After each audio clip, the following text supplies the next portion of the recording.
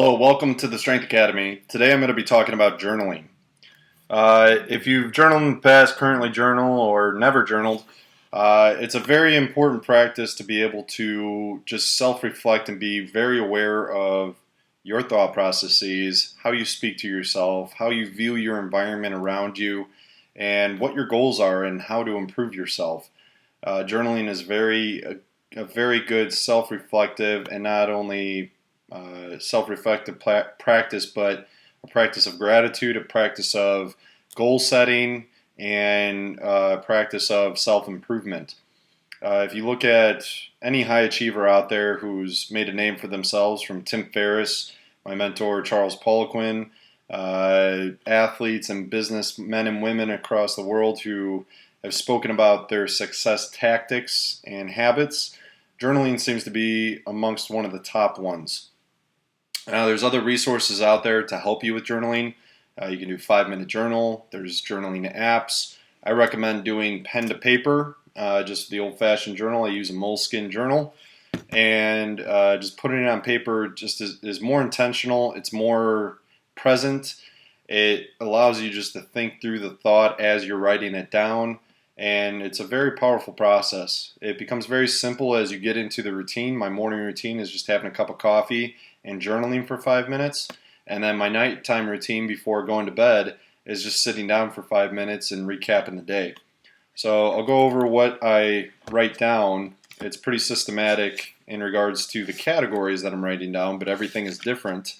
In regards to what I start off with in the morning, is I start off with what I'm grateful for. And it could be something very broad, something very simple. I'm grateful for this cup of coffee, or I'm grateful for the weather outside. And be very specific. But it teaches you to be grateful for the little things. And you're training an attitude of gratitude. So that's going to help you to appreciate and uplift you more. You're going to be more pleasing to everybody around you when you're more grateful. So what am I state I'm grateful for and list 3 things. That's the first entry. Let me recap here.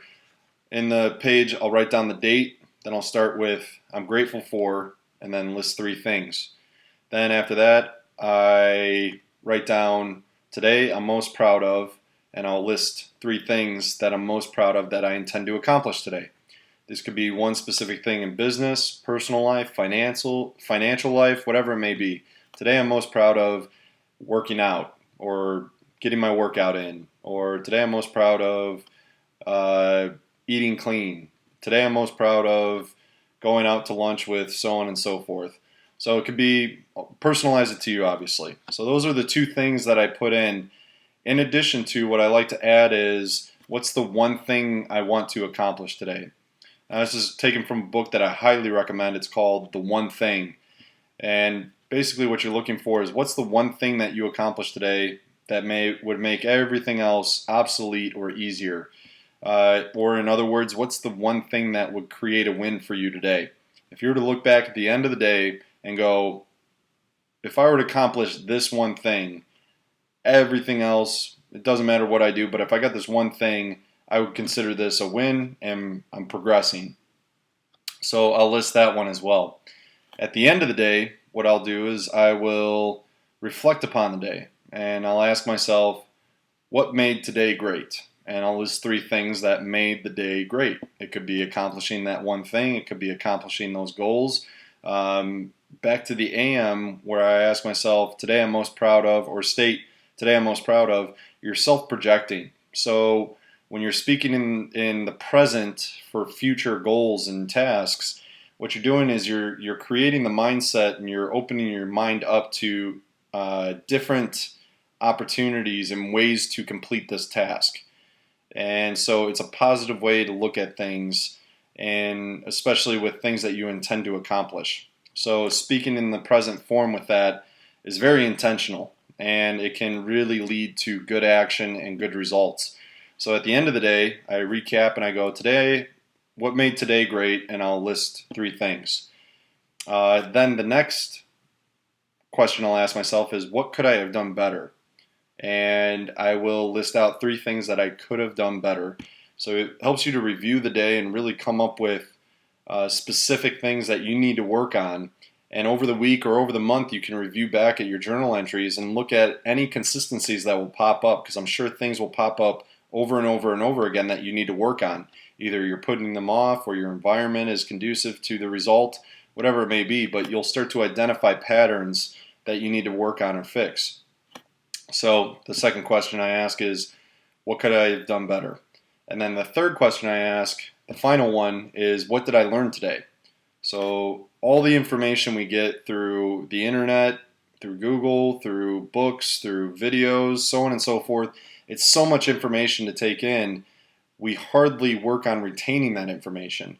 So if you don't put it to use, if you don't retain it and own it, it's really hard to put it into use and into practice in your life. So reviewing what you learned and reminding yourself what you learned, whether it takes you to go grab that book or review that video to recap those specific points that you want to write down about what you learned, it's a good reminder. It's a good practice to really work on your memory, to recall information that you ingested throughout the day.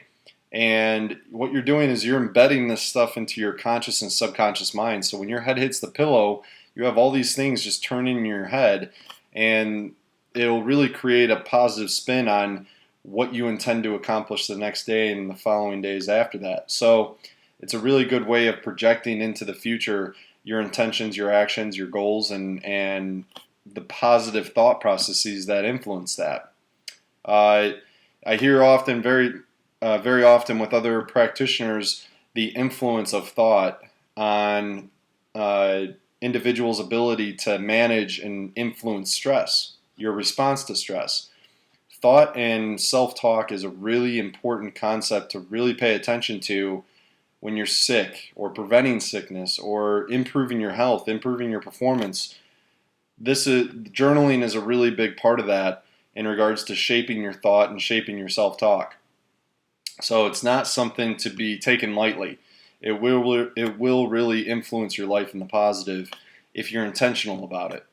So to recap, AM, PM journaling, I write the date down. I state I'm grateful for, list 3 things. The next statement is today I'm most proud of, list 3 things. And then the next statement I'll write is the one thing I need to accomplish today, and write down that one thing. And then you can put subcategories. If you accomplish that, then do this. If you accomplish that, then do that. So on and so forth. Then in the PM at night, before going to bed, I'll write down what made today great. And I'll write down 3 things. Then I'll ask myself, what could I have done better today? List 3 things. And then finally, what did I learn today? And write down at least 3 things that I learned today. It could be more than 3 things, but try to shoot for at least 3 things for each of these categories. It'll really work on you thinking beyond just the surface level, especially when you can only come up with one thing. Really strive to give yourself to shoot for at least 3 things. So I hope this serves you well. I hope this helps. If you have any questions or comments, I would love to hear from you on this.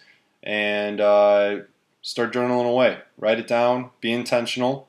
And project your thoughts into what you intend to accomplish. Thank you.